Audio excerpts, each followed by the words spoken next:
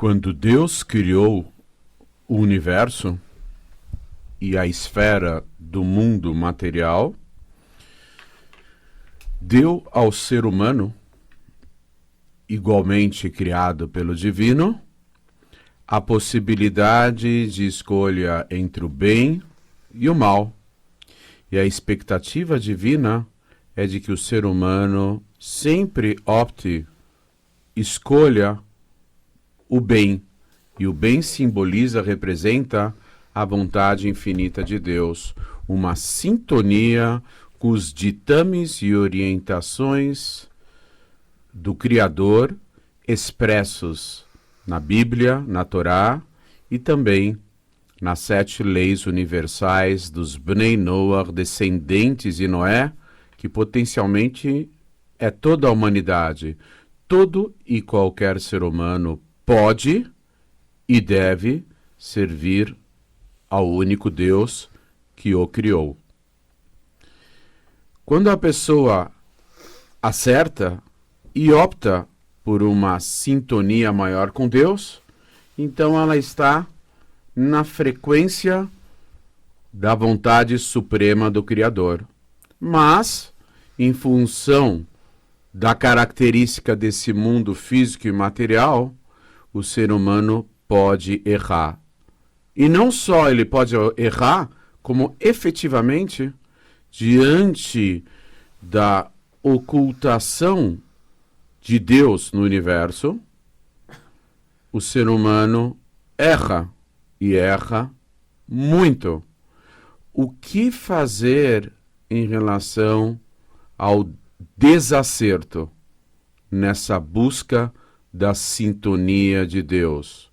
O que fazer quando o ser humano se afasta do divino em vez de procurar se aproximar dele, dadas as diversas tentações, contrariedades, desafios, as inclinações físicas, as inclinações espirituais?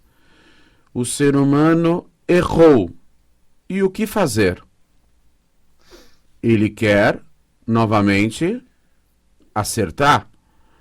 Pela essência maior do ser humano, a alma que anima o ser humano por dentro, ela quer estar totalmente conectada com a sua fonte de vitalidade maior, que é o próprio Todo-Poderoso. Então nós temos na figura do primeiro casal do mundo a cartilha de como devemos agir em relação a falhas. O primeiro casal era sintonizado com Deus, entre aspas, pisou na bola, cometendo a primeira falha, e depois, é claro, eles foram punidos, mas ao mesmo tempo começou uma dinâmica de regresso, retorno a Deus. O tema dessa transmissão não são os segredos cabalísticos do arrependimento, e sim do retorno a Deus. Quando a pessoa falha, ela se distancia. Quando ela resolve reaver as suas atitudes, o seu comportamento, a sua vida, a sua atuação nesse mundo, ela começa então a retornar. Retornar ao quê? Retornar ao estágio inicial no qual se encontrava a alma antes mesmo da pessoa nascer. A alma se encontrava nas esferas celestes, nos mundos adimensionais, e ela foi incumbida por Deus numa missão toda especial, mesmo que essa missão envolvesse riscos. De acordo com a missão, de acordo com a importância dessa missão, é que os riscos aumentam. É uma missão arriscada. fazer a vontade de Deus, mesmo no mundo onde aparentemente não se percebe facilmente a presença do divino. Vem a mística do judaísmo, da Kabbalah, do Zohar, particularmente expressa e explicada num setor do Tânia, da obra base e referência da filosofia hassídica. O segundo setor, chamado de... O segundo ou terceiro setor, chamado de Sha'ar HaTshuvah, Igeret HaTshuvah, que é, na verdade, uma série de respostas e cartas do primeiro Rebbe de Lubavitch, que ele vem falar justamente sobre a Teshuvah. Teshuvah significa retorno a Deus. Ele começa a explicar uma série de aspectos, primeiro da Torá revelada, do Talmud, da lei judaica, o que é arrependimento. Arrependimento não é necessariamente, não são penitências, não é o jejuns, etc., ou penitências. O principal do arrependimento é a confissão. Diferentemente de outras ideologias religiosas, a Torá apregoa a confissão não perante um ser humano, mas diretamente perante a Deus. Essa dinâmica do retorno à espiritualidade maior é um compromisso do ser humano com o seu Criador, com Deus. Então a pessoa precisa fazer uma confissão, confessar suas falhas num processo de autoconscientização perante o Todo-Poderoso. E aí tomar firmes decisões de voltar a enveredar, a trilhar o caminho da luz, da sintonia, perfilando-se com a vontade do Supremo Ser. Vem a mística do judaísmo e explica que a palavra Teshuvah ela é composta de duas palavrinhas, Tashuv, rei. Voltará a letra rei. O nome de Deus, o nome inefável que não pode ser apagado, o nome essencial de Deus é a fusão de três tempos. É o aspecto de Deus acima do tempo. A fusão de Hayá, Rovê, Vi e Rie. Era, é e será. Esses três verbos fundidos dão o tetragrama de Deus, que é composto por 4 letras: Yud, Rei, Vav, Rei. Nossos sábios disseram que com a letra Yud, Deus criou o mundo vindouro, aquele que se iniciará após a ressurreição dos entes queridos, de todos os falecidos, e vai ser nesse mundo. Também existe um aspecto que com a letra Yud, Deus criou o campo espiritual, e com a letra Rei, ele criou num processo de encadeamento dos mundos, esse mundo, e por meio da letra Vav houve uma transmissão dos atributos divinos em relação dos atributos intelectuais para os atributos emocionais, e finalmente com a letra Rei última, surge então o plano mais baixo, físico e material. Quando a pessoa peca, quando ela transgride a vontade de Deus, ela faz com que uma revelação específica do divino chamado Shekhinah, presença divina, acabe se degradando dos níveis espirituais e acabe resvalando para o campo das Kelipot, um conceito cabalístico, as cascas impuras. Então, quando a pessoa falha, ela ocasiona um exílio da presença divina nos mundos espirituais, rebaixando esse aspecto chamado de Shekhinah, presença divina. Então, qual é a dinâmica necessária para restituir a Shekhinah ao seu devido lugar? É a pessoa começar a acertar em vez de errar. Há uma nova dinâmica, num novo direcionamento de proximidade, aproximação de Deus. E essa dinâmica, ela se compõe por duas subdivisões. A primeira, que é Tshuvah Tata'ah, o retorno aqui de baixo, inferior, e posteriormente Tshuvah Ila'ah, o retorno superior, mais refinado. O primeiro retorno é o abandono das falhas, num processo de autoconscientização, despertando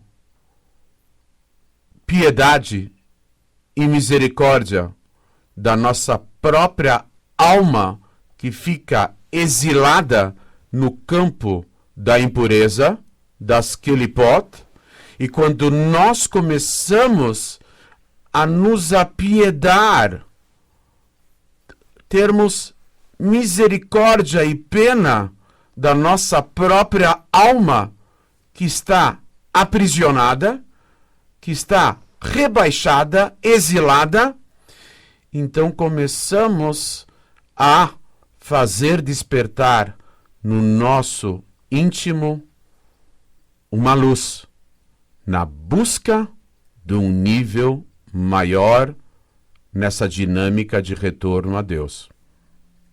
Tashuv Rei significa restituir a letra Rei, porque pela Tshuvah inferior nós conseguimos restituir o último rei, a letra Rei do tetragrama, ao seu devido lugar, que ficou exilado nas Klipot, afastando-nos das falhas e começando a dinâmica de aproximação de Hashem, do divino.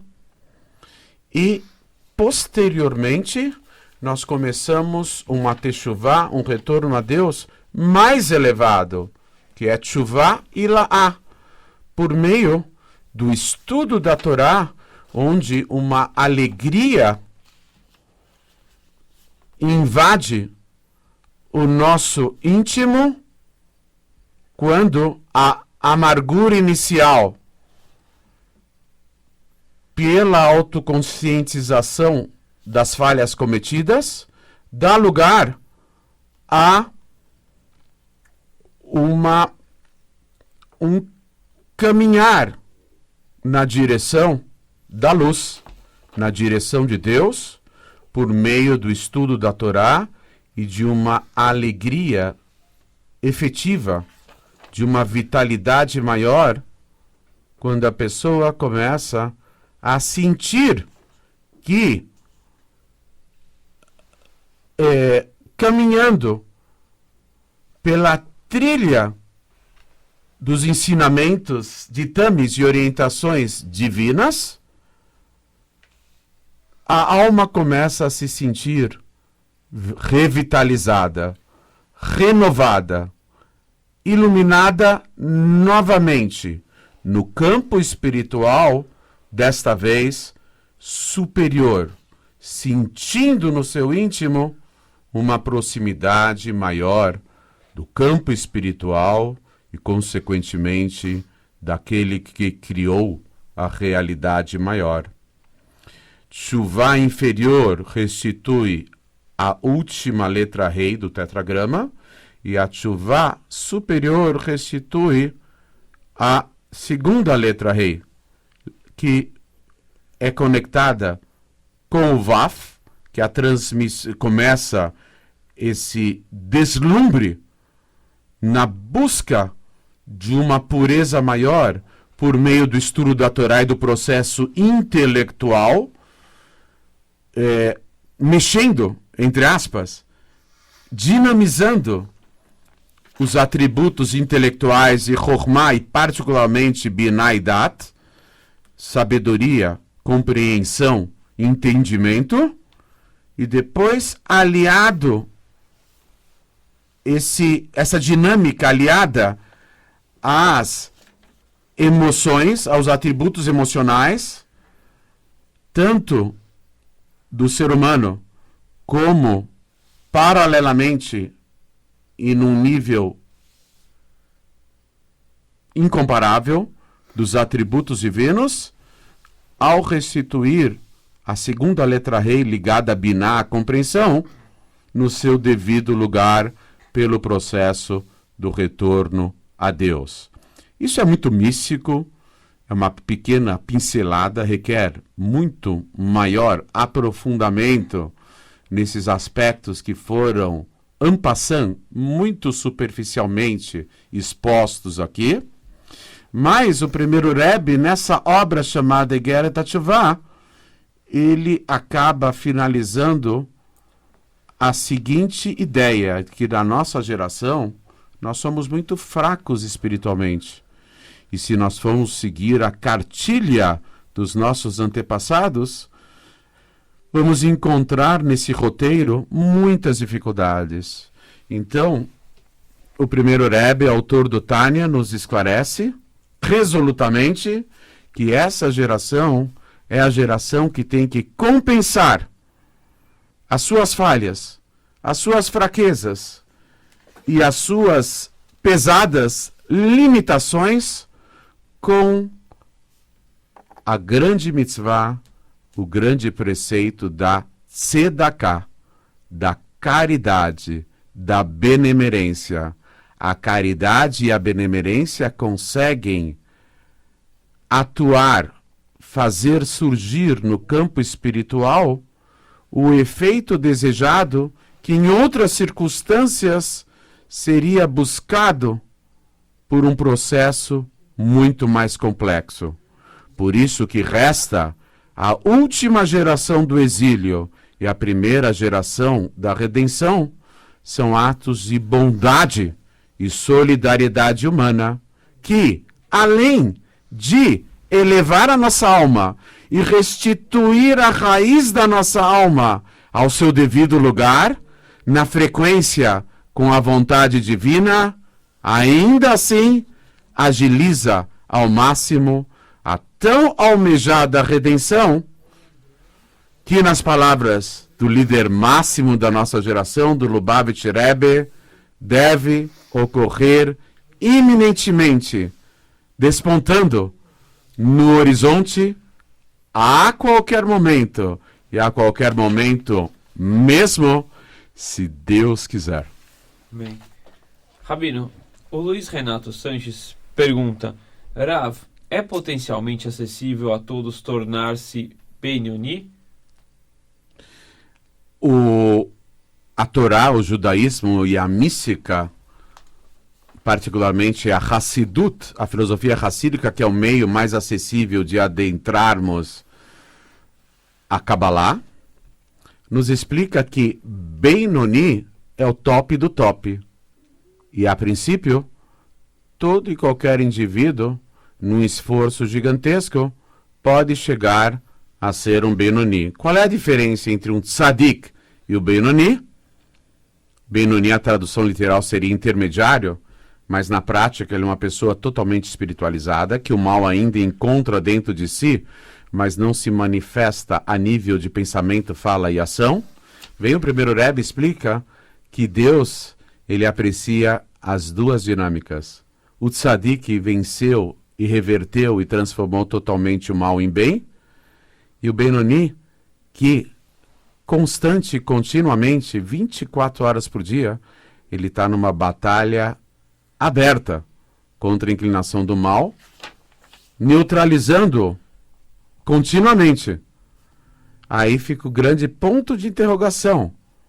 Qual das dinâmicas Deus mais aprecia? as duas.